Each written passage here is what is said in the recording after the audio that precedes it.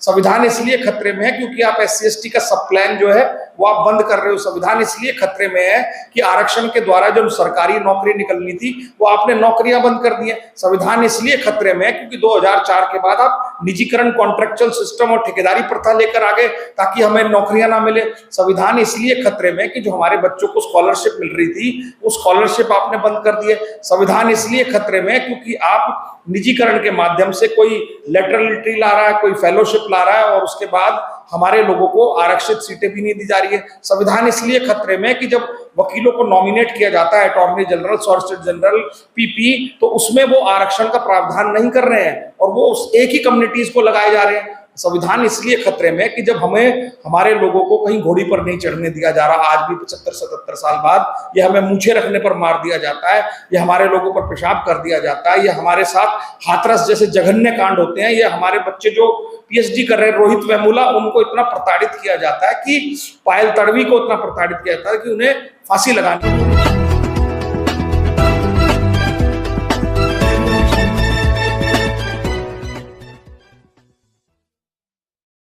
उनको ऐसा करारा जवाब मिला। ये तो अभी अवेयरनेस पूरी नहीं थी। जिस दिन अगर पूरी अवेयरनेस हो जाएगी तो जितनी ये मनुवादी ताकतें हैं या जितनी जो RSS टाइप की सोच है, इनको तो वैसे ही हम लोग बाहर निकाल देंगे। लेकिन उसके लिए सबसे पहले हमें संगठन की बहुत जरूरत है और संगठन पर काम करने की आवश्यकता है। अभी क्योंकि इन 150 मीटिंग्स की क्यों जरूरत है या और ज्यादा मीटिंग की क्यों जरूरत है? क्योंकि देश में सही मायनों में माहौल खराब है। कई लोग, मैं कल एक टीवी पर था तो वो मुझे कहने लगे जी आप बार बार संविधान की बात करते हैं, संविधान खतरे में है, संविधान खतरे में। संविधान बताइए कैसे खतरे में है? न्यूज़ 18 टीवी पर था तो मैंने कल टीवी पर भी ये बात बोली कि संविधान ऐसे खतरे में है कि जब आप देश के लोकसभा में के अंदर देश का गृह मंत्री जब ये कहे कि भारत रत्न, इसने संविधान लिखा है कि आप अंबेडकर अंबेडकर अंबेडकर अंबेडकर क्यों चिल्ला रहे हैं?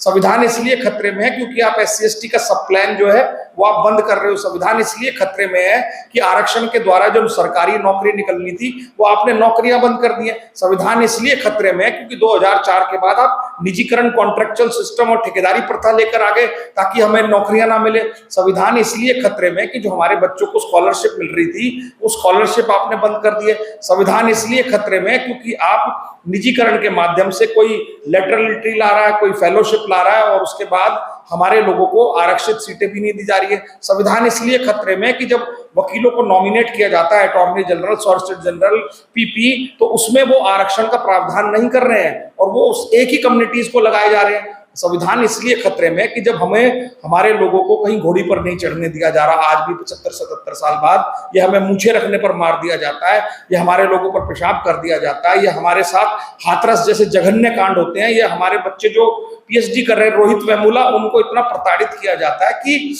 पायल तड़वी को इतना प्रताड़ित किया जाता है कि उन्हें फांसी लगानी पड़ रही है। तो इसलिए संविधान खतरे में। एक माहौल जब बनाया जा रहा है कि देश के कमजोर लोगों को आप तोड़े, कमजोर लोगों को तंग करें, तो इसकी शुरुआत इन्होंने अभी मुसलमानों से कर दी है। मुसलमानों का ये बहुत बड़े हमदर्द बनी हुई है आजकल भारतीय जनता पार्टी और RSS कि 3 तलाक पर काम करेंगे तो सबसे पहले मुसलमान में करेंगे, UCC लाएंगे तो मुसलमानों के लिए लाएंगे, आप NRC लाएंगे तो मुसलमानों के लिए लाएंगे, CAA लाएंगे तो मुसलमानों के लिए लाएंगे, अब वक्फ बिल भी मुसलमानों के लिए लाए।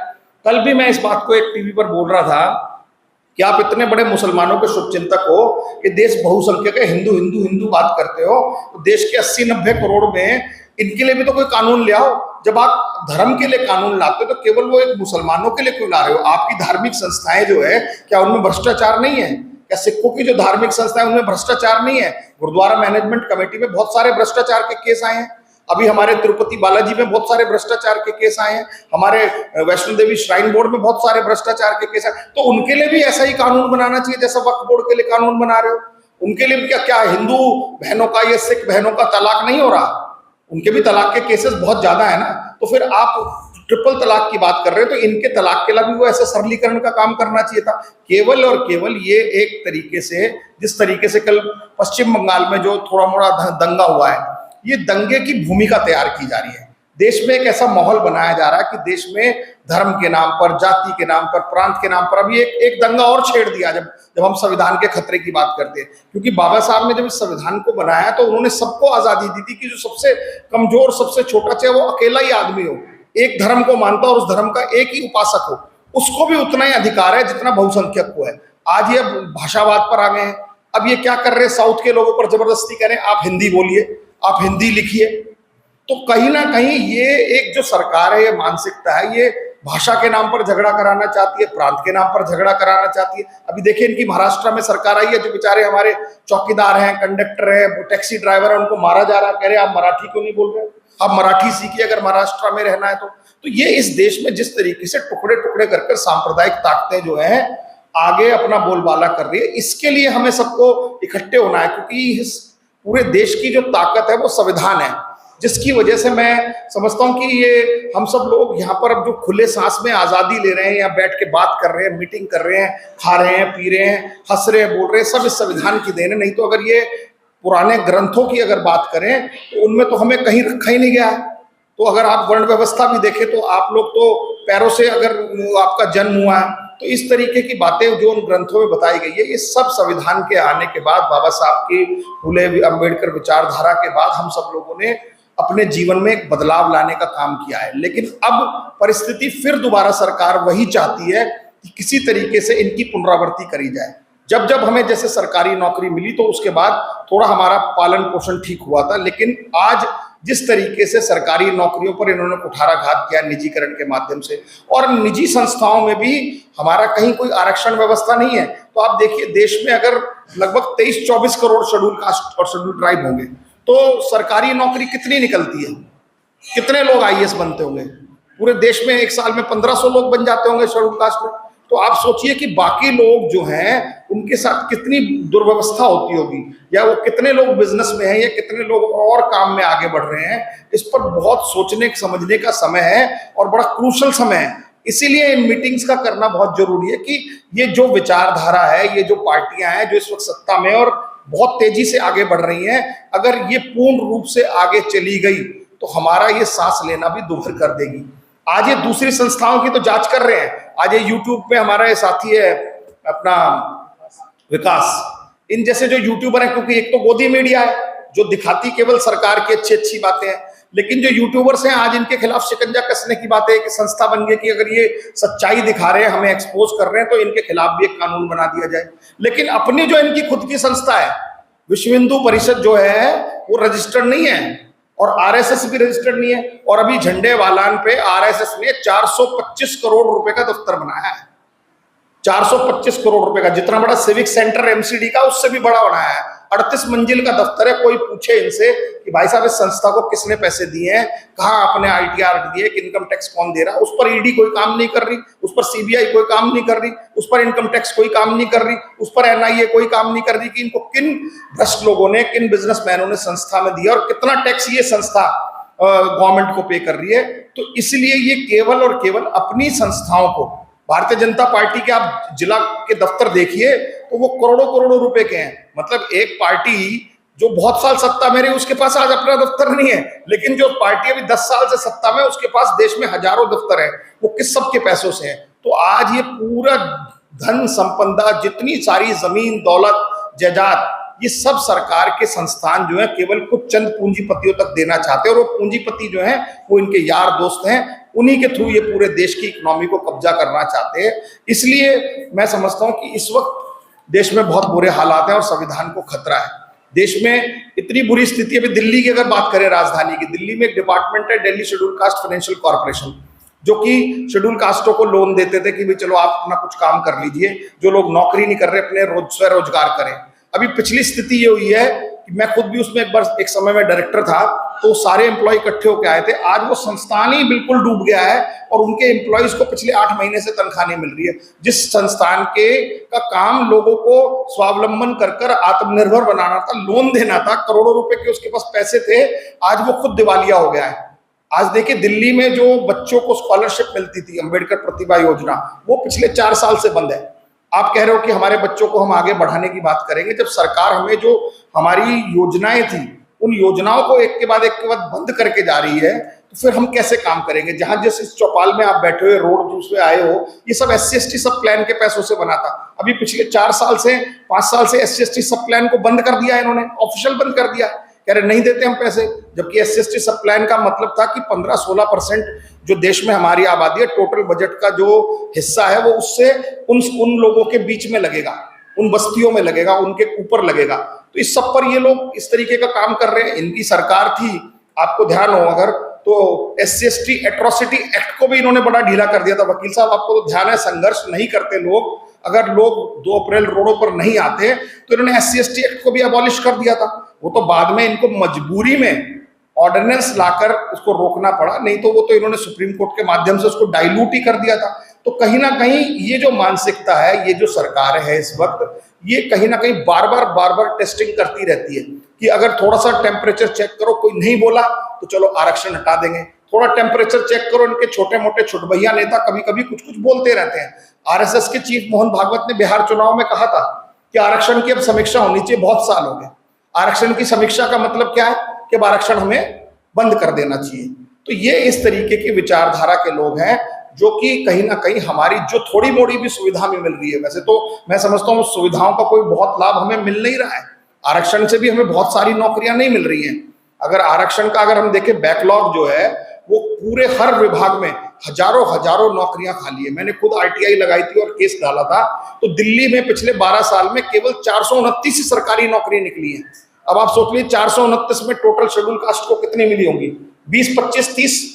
तो आप सोचिए कि नौकरियां इन्होंने निकालना बंद कर दिया। रोजगार समाचार पत्र अब आने बंद हो गए हैं, जितने एम्प्लॉयमेंट ऑफिसेस थे वो ताले लग गए, कहीं आपको दिखते नहीं है। नहीं तो पहले एम्प्लॉयमेंट एक्सचेंज पर जाकर लोग अपनी कॉल निकलवाते थे और इंटरव्यू देते थे। तो ये सब एक सोची समझी साजिश के तहत करा जा रहा है। इस पर हमें काम करने की बहुत जरूरत है, और वो काम कब होगा, जब हम संगठन बनाकर जगह जगह मिलेंगे, लोगों के विचार भी जानेंगे, लोगों से बातचीत भी करेंगे। और हमारा बहुत अच्छा एक्सपीरियंस रहा था। हम अगर सच मायनों में बताएं तो वीर सिंह साहब और हम सब मिलकर घूम रहे थे, हमने कहीं भी किसी मीटिंग पर अपने तरफ से एक चवन्नी भी खर्च नहीं की। लोगों ने खुद ब खुद टेंट लगाया, कुर्सी लगाई, चाय समोसे दिए, हमारा स्वागत सत्कार भी किया, और इतनी शानदार तरीके से लोग सुनते थे 2-2 घंटे बैठ के। यानी कि लोगों में अब एक उम्मीद की किरण जागी है। लोग चाहते हैं कि समाज इकट्ठा हो और कुछ बदलाव आए, लेकिन उसके लिए हमें जमीन पर उतरकर थोड़ा पसीना तो बहाना पड़ेगा, लोगों के बीच में जाना पड़ेगा। अपना जो कीमती समय है, जो अपना क्वालिटी टाइम है, वो आपको तो समाज के लिए लगाना पड़ेगा, क्योंकि वो जब तक नहीं लगेगा तब तक मैं समझता हूँ कि कहीं ना कहीं हम अपने आत्मसम्मान की, अपने इस आरक्षण की, इस संविधान की रक्षा हम नहीं कर सकते हैं, ऐसा मेरा मानना है। और अगर मैं कहूँ कि इस वक्त की सरकार जो है केवल और केवल ये जो विचारधारा है वो चाहती है कि देश में आपसी तनाव हो जाए, आपसी बिखराव हो जाए। और ये अभी मुसलमानों तक सीमित नहीं रहेगा, ये मुसलमानों के बाद दलितों पर भी आ गया है, आदिवासियों पर भी आ गया है। आदिवासी कानून जो कांग्रेस की सरकार में आया था, ट्राइबल एक्ट, उसको इन्होंने डाइल्यूट कर दिया है, क्योंकि सारी जमीनें इन्होंने अडानी और अंबानी को देनी है। रेलवे इन्होंने अडानी को दे दिया है, सीमेंट की जितनी फैक्ट्रियां थी वो अडानी धड़ाधड़, ACC उसने खरीद ली है, अंबुजा इसने खरीद ली है, श्री सीमेंट इसने खरीद ली है।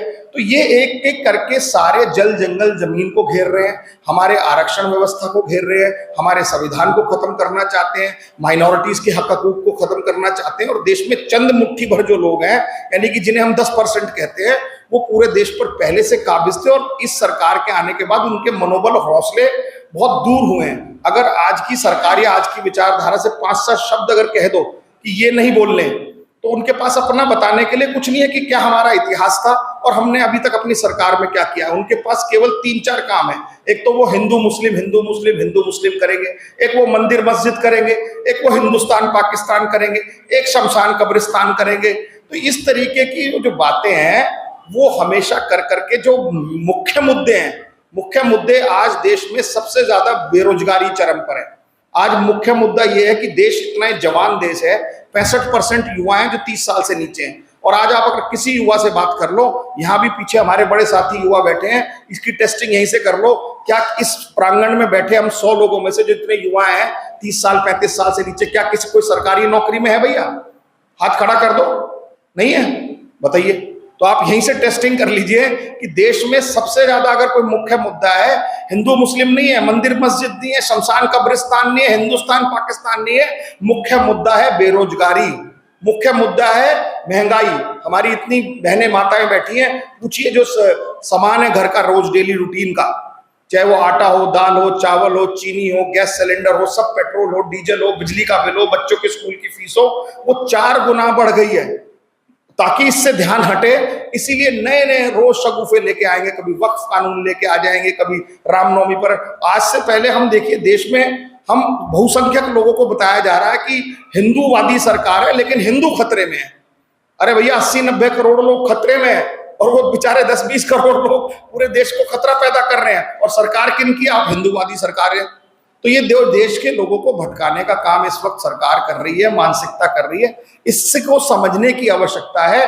असलियत में हमें अपने संगठन को बल देने की जरूरत है। और जैसा बुद्ध भगवान ने भी कहा है कि अप दीपम भव, तो यानी कि जो प्रकाश जो है वो आपके अंदर ही है, उसको आपको पहचानना पड़ेगा, और उस प्रकाश को प्रज्वलित कर कर, उसको जागृत कर कर, उसको जलाकर और लोगों को उसकी रोशनी देनी है, और लोगों का उजियारा करना है। इसी पर हमें सबको काम करना चाहिए। मैं पुनः वीर सिंह बहुत साहब का, राजेश जी का, तमाम आपकी कार्यकारिणी का, राजू बाली जी का, करोतिया जी का, राणा जी का, रमेश बहुत जी का, हमारे विजेंद्र जी, ब्रह्म सिंह, रणधीर सिंह जी, तमाम साथियों का बहुत बहुत दिल की गहराइयों से धन्यवाद करता हूं कि आप लोगों ने ये शानदार मुहिम का आगाज किया है, जिसमें 150 मीटिंग करेंगे। हम सब लोग भी आपके साथ कंधे से कंधा मिलाकर तन मन धन से इस मीटिंगों को सफल बनाएंगे, और कोशिश करेंगे कि इन मीटिंगों के साथ समाज में एक बदलाव हो और संगठन का विस्तार हो, और हम सब लोगों की शक्ति बने, जिससे कि शासन प्रशासन हम सब लोगों की जो बातें हैं वो माने, और जो हम लोगों पर वो कुठाराघात करना चाह रहे हैं या अत्याचार करना चाह रहे हैं, उस पर हम रोक लगा सकें। मैं इन्हीं शब्दों के साथ एक बार पुनः फूले जी की जयंती गई है, उसकी आपको शुभकामनाएं देता हूं। और कल हमारे भारत रत्न बाबा साहब भीमराव अंबेडकर साहब की जयंती है, उसकी बहुत बहुत अग्रिम शुभकामनाएं देता हूं। और एक खुशखबरी भी देता हूं, जैसा आपने देखा होगा कि हमने दिल्ली में पहले वाल्मीकि मंदिर में बाबा साहब की प्रतिमा का भी अनावरण किया है, और कल यहाँ इस प्रतिमा पर हम बहुत शानदार अंबेडकर जयंती भी मनाएंगे। और मैं चाहूंगा कि आने वाले समय में हमारे झरेड़ा वाल्मीकि मंदिर में, नांगल में, मेहरम नगर में, ईस्ट मेहरम नगर में, टोडापुर में, 10 में, तमाम जहां जहां हमारे वाल्मीकि मंदिर हैं, वहां वाल्मीकि जी का तो स्थान है ही है, लेकिन अंबेडकर जी की मूर्तियां लगे, जिससे हम सब लोग फूले अंबेडकर विचारधारा की ओर और अग्रसर हों। यहाँ पर बहुत शानदार जानदार कार्यक्रम 14 अप्रैल के हों, 6 दिसंबर महापरिनिर्वाण दिवस के हों, 26 नवंबर संविधान दिवस के हों, ताकि हम सब लोगों के आने वाली पीढ़ियों को एक प्रेरणा मिले। इन्हीं शब्दों के साथ मैं पुनः आयोजकों का बहुत बहुत दिल की गहराइयों से धन्यवाद देता हूँ। और यहाँ कोई व्यवस्था में अगर हमारे नरेना गांव